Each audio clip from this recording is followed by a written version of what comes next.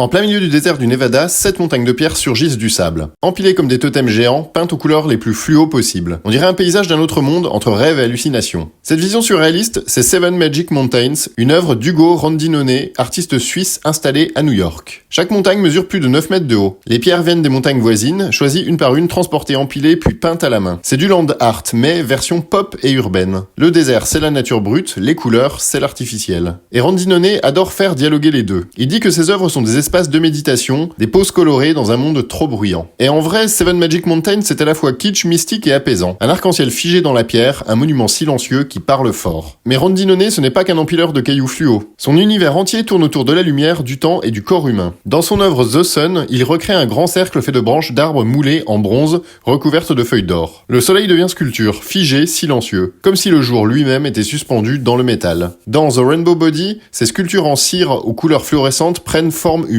Des corps nus, les yeux fermés, entre rêve, lumière et introspection. C'est la matière humaine traversée par la couleur. Rondinone parle de transformer l'énergie du monde. Le soleil, les pierres, les couleurs, les corps, tout ce qui relie le spirituel et le physique. Chez lui, la couleur devient silence et la matière une façon de méditer. Ugo Rondinone, c'est la rencontre du silence et du pop, du désert et de la couleur, du monde réel et de la méditation. Voilà, j'espère que la vidéo t'aura plu. Si c'est le cas, n'hésite pas à la partager et à la liker, ainsi qu'à suivre Koabungart pour ne pas louper les prochaines publications. À bientôt!